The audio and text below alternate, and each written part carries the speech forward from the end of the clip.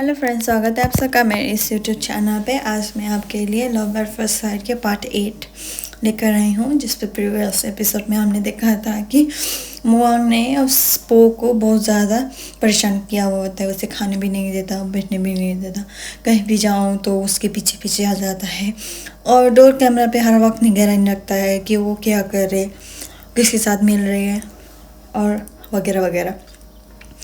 तो इसकी वजह से वो बहुत ज़्यादा परेशान हो जाता है। अब वो सोचता है कि कम्प्लीटली उसे अवॉइड कर लूँ, तो वो कहीं पे भी नहीं मिलता और छुपता रहता है, जिसकी वजह से पो को बहुत ज़्यादा परेशान होता है। ये लड़का मुझे हर वक्त मिलता था, अब तो ये मिलता भी नहीं है, ना ही ऑफिस पे होता है, ना ही घर पे होता है, ना ही साइड पे होता है। तो वो कहता है कि यहाँ पे मुझे छोड़ के चले मत जाओ। तो यहाँ पे ऐसा सीन हो जाता है। तो यहाँ पे शार्ट पे चला जाता है तो देखता है कि लाइट ऑन है।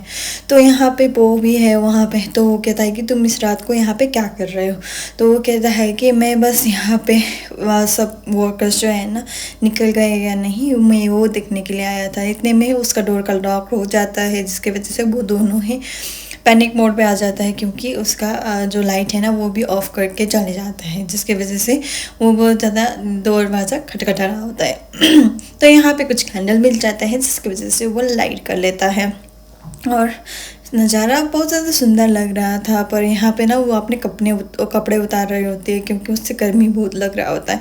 तो यहाँ पे एक बास्केट पे नहीं मिलता है कि उसके फैमिली फ़ोटो, जिसके वजह कहता है कि तुम्हारी फ़ोटो मुझे मिल गई, देखो। तो वो बस कहता है कि मेरे फ़ोटो को लेकर मैं फैमिली फ़ोटो को छूना मत। तो इतने में ही वहाँ पर स्पाइडर चले आता है, जिसकी वजह से वो मुआ डर के बहुत ज़्यादा चिल्लाने लगता है। तो यहाँ पे अपो आता है और कहते हैं कि तुम बस इस स्पाइडर से डरते हो, हाय। तो यहाँ पे अब कैसे कैसे करके सुबह हो जाता है, जिसकी वजह से वो दोनों ही एक दूसरे को देखते रहते हैं। जब कोई उठाने आता है तो वो कहता है कि तुम मेरे साइड पे आए हो, तुम मेरे साइड पे आए हो। तो ऐसा होता है। तो वो दोनों ही सोचने लगता है कि क्या सीन हुआ था, क्योंकि वो दोनों ही साथ में तो ऐसे ही नहीं आया था। तो जो भी यहाँ पे दिखाया जाता है वो नहीं हुआ था।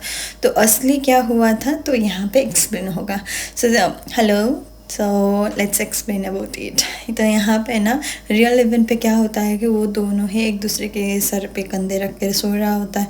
तो यहाँ पे आप मोह को भी बहुत ज़्यादा नींद आ रहा होता है, तो दूसरी साइड पे जाकर सो लेता है। तो वो सोते सोते ना वो सपने देखने लगता है और वो से स्लीप वॉकिंग हो जाता है, जिसके वजह से वो नींद में चलता है और रोते रोते चलता है, जिसकी वजह से पो का नींद ख़राब हो जाता है और वो अपने बचपन की जो भी यादें हैं ना उससे मेमोराइज करता है। तो वो बस चलते ही जाता है। उतने में ही सपने में भी पो ना आते हुए कहता है कि सब कुछ ठीक होगा। तो यहाँ पे रियल में भी वो एक दूसरे को हक करता है, जैसे कि वो सपने में किया था।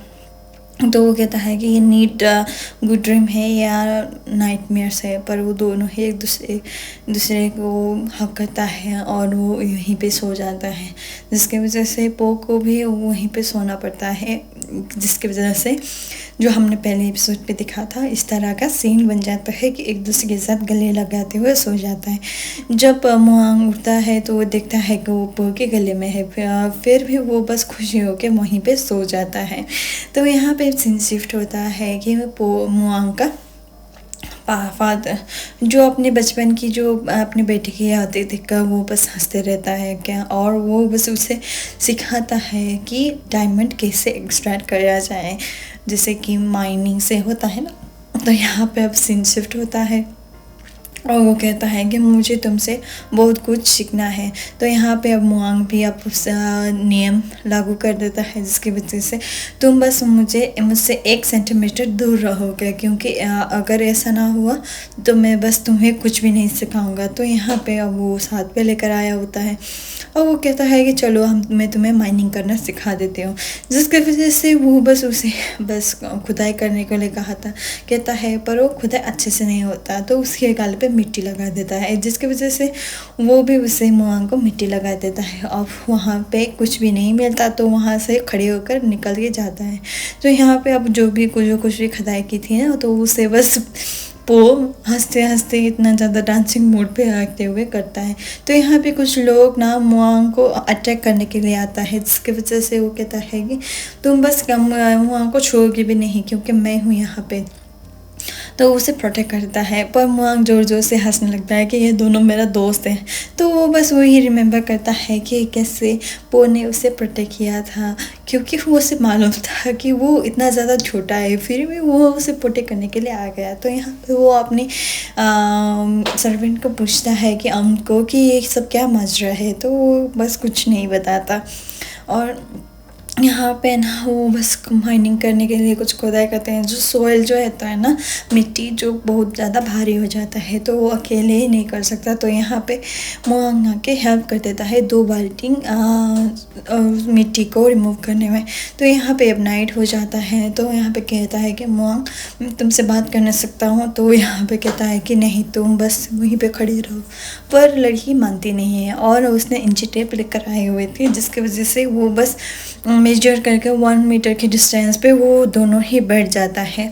और कहता है कि मुझे लगता है कि मैं तुम्हारे 10 सेंटीमीटर नज़दीक आए हूँ। तो वो कहता है कि नहीं, तुम बस वहीं पे भी नहीं हो, तुम मेरे पास ही नहीं हो।